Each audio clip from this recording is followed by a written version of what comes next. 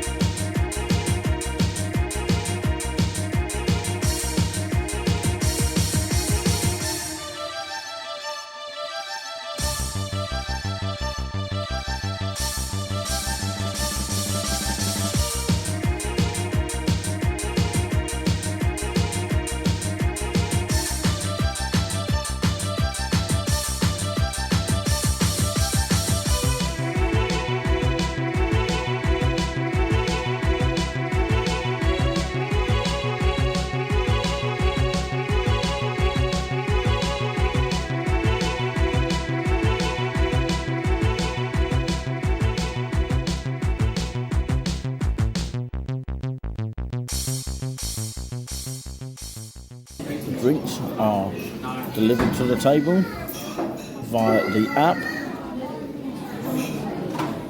That's drink number one, and drink number two is this one here.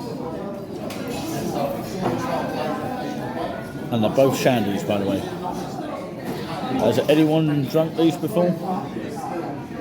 So I'm actually going to tell you at the Swan and Angel pub of St Ives how much the total cost was. So I used the top rates, low rate, which is the slogan for the list, and 3-ounce burgers, of course, inclusive with the chips and salad with the burger, the usual stuff that you have on a burger.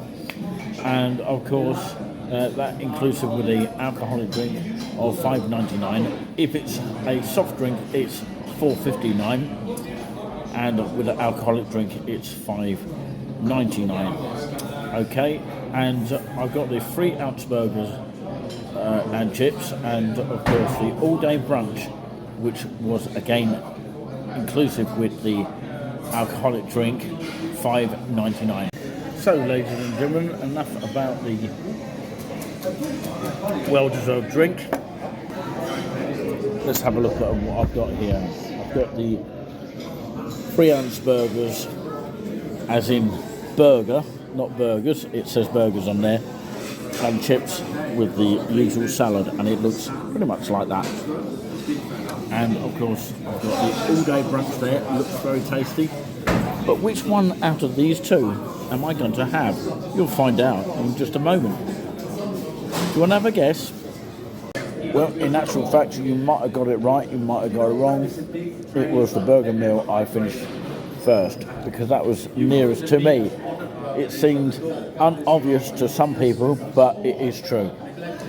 And I got the first lot of knife and forks, and I've got a second pair there, along with napkins as well. I used my sauce, and I even used tartar sauce as well on my burger. Very odd, to say the least, but of course it's worth trying out something different. You got your vinegar there and some ketchup. They have sort of run out of mayonnaise, but of course, yeah, there's literally none left there. You can see that. But yeah, there's even some crayons over there if you want them for your kids. So this is the chips you get. You get the egg, 2 sausages and baked beans all over the chips there, and bacon as well. You don't get hash browns or mushrooms like you do at all-day breakfast, but of course for all-day brunch for less than £6, including with the alcoholic drink, you can't sort of grumble really. Yeah, I've knocked the mayonnaise here over, but of course, yeah, there's actually literally not much left of it. Look, it won't work. Nothing in it. Should have got another one there. Also, I've got my pepper there if I need it, and a napkin there if I need it as well. So I'm on the second knife and fork here, and of course the second one, just in case you don't know what a knife looks like.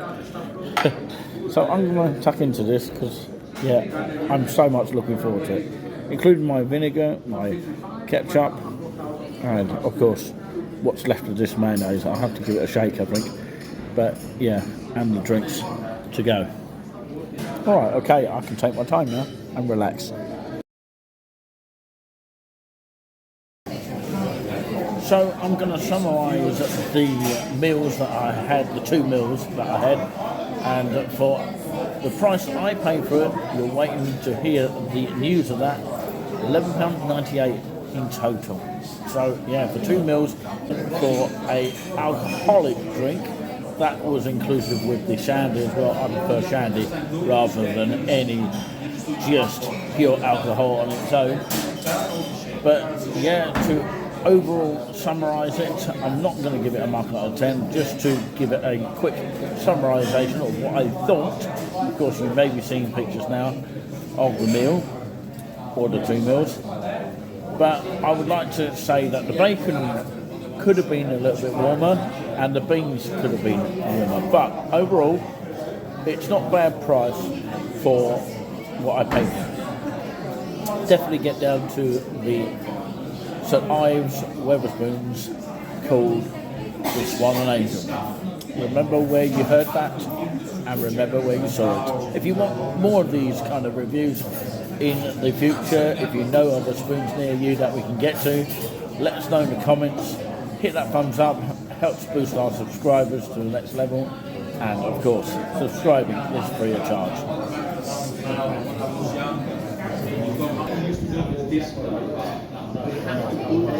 I had to leave a little bit left. Well, with an alcoholic drink, inclusive with one of the cheap meal deals, of course it's $5.59, okay? And if it's with, of course, a soft drink, with, of course, a cheap deal meal, of course, one of the top prices, low rates, that kind of thing, okay, it is $4.59, a staggering price of that. I've definitely come back to the Swan and Angel, which is literally over there behind me, so looking forward to that. Yes, I don't even have to run to it. I don't even have to run to it. Yeah, I'm slurring my words a bit because I'm taking in some of the beautiful shandy. Once again, of course, I've enjoyed coming to this locational area of just outside Cambridge called St Ives. Of course, the Swan and Angel is one of my favourites of the area, and I like, of course, any other area that has cheap deals. I wonder if we can get some more cheap deals. Maybe other towns and cities possible will follow up on that idea. Maybe, maybe not. Depends on the area that you're in, I guess. But anyway, maybe they will have a good think about it anyway to get their prices low. But yeah, that's why I like to come over to this area to get the cheap deals. So yeah, I think people should follow up on that, you know, and then of course come over to these lovely beautiful areas. But anyway, I'm going to leave that racing for you, mind, and I've got to get my bus over in that direction very shortly. It's in that direction here, just over there. We're now going to have a look at this area here. As you look at this area, you take in some of the information that I'm going to tell you now. The history in the streets of St Ives, the Market Hill. When St Ives was first built in about the year of 1100, this large open space was left in the middle of the town for a fair to be held every Easter. In the year of 1200, King John granted a charter for a weekly market to take place here as well. 800 years later, the Monday market still fills the street every week. Okay, this is the market area here, which takes place to this day on a Monday. Now we look at the sheep market. Take a look at this picture right now. The photograph above was taken in about 1870 and shows the market hill filled with wooden pens for the sheep bought and sold here in the Monday markets.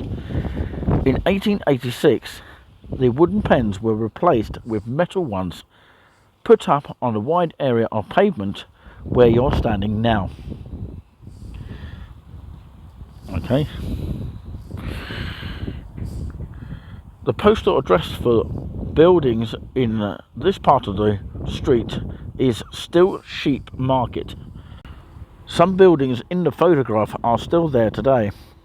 In front of the Free Church are the Golden Lion Hotel and the Town Hall. Then a private house on the side of the street.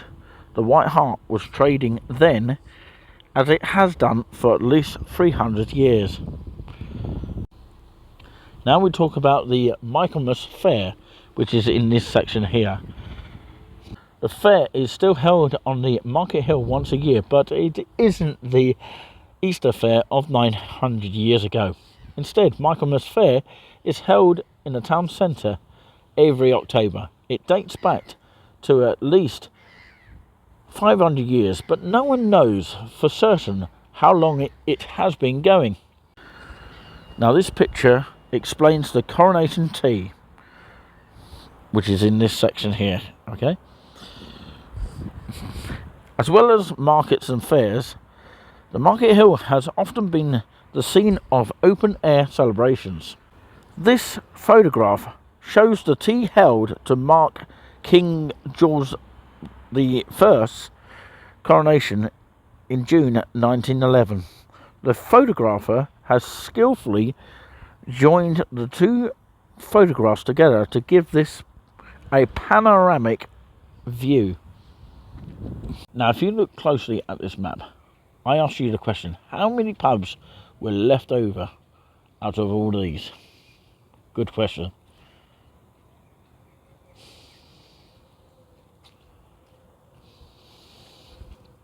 Here is the answer.